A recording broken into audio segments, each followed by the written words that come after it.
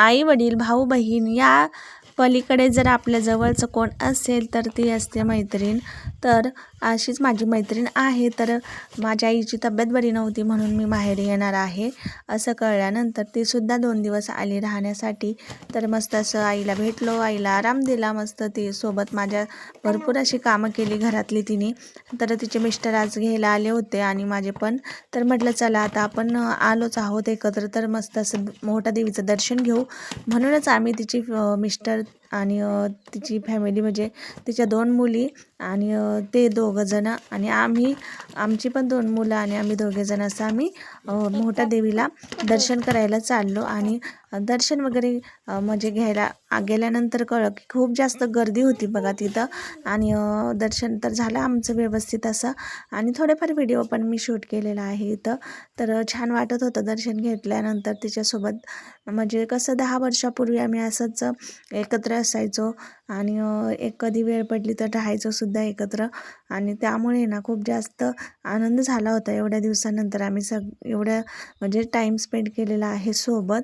तर मस्त वाटलं मला. 2-3 दिवस कसे गेले काही कळलं नाही. तर आता फायनली जाण्याचा टाईम झालेला आहे. तर छान असं म्हटलं चला असं थोडेसं मेमरी आपण या फोटो किंवा व्हिडिओद्वारे आपण क्लिक करूयात सगळं. तर व्हिडिओ आणि फोटो मी घेतले. आणि हे बच्चे पार्टी आहे तर त्यांचेसुद्धा फोटो काढले, व्हिडिओ पण घेतला. तर आहे ना ती एवढ्या दिवसानंतर आली होती. तर खूप जास्त आनंद झाला मला. आणि हे बघ आता मोठं देवीचं दर्शन वगैरे घेऊन आम्ही मस्त असा ऊसाचा रस इथं प्यायला बसलो. आणि मिस्टरांनी तिच्या बिल पण पे केलं नाही म्हणता. आणि घरी पण आम्ही स्वयंपाकाची तयारी करून आलो होतो. म्हणजे भाजी वगैरे मी बनवली होती आणि पीठ पण मळलेलं होतं. फक्त जाऊन चपात्या वगैरे करून जेवण करायचं होतं. तर आता घरी गेल्या गेल्या आहे ना त्यांना म्हणजे नाही का जी माझी फ्रेंड आहे तिने चपात्या पण बनवल्या एवढ्या साऱ्या आणि सगळ्यांना जेवण वगैरे दिलं.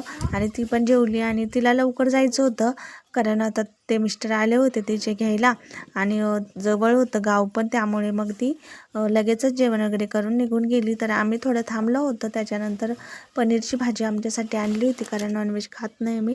आई, मी आणि भाऊ आम्ही असं जेवण केलं मस्त असं. आणि छान आईच्या सोबत नाही का म्हणजे आज जायचं होतं त्यामुळे म्हटलं आईला पटकन म्हणजे आमच्यासोबतच जेव घालावं आणि गोळ्या वगैरे असतील त्या द्यावं. आणि नंतर मग संध्याकाळी आम्ही निवांत असं जाणार होतो. पण काय झालं, शिव पण आमचा झोपला आणि त्या गडबडीत आम्हाला 5 वाजले आणि खूप जास्त वारं झाला होता इकडे. आणि फायनली आम्ही त्या वादळातच घरी गेलो. भेटू पुढच्या व्लॉगमध्ये. व्हिडिओ आवडला तर नक्की लाईक आणि चॅनलला सबस्क्राईब करा.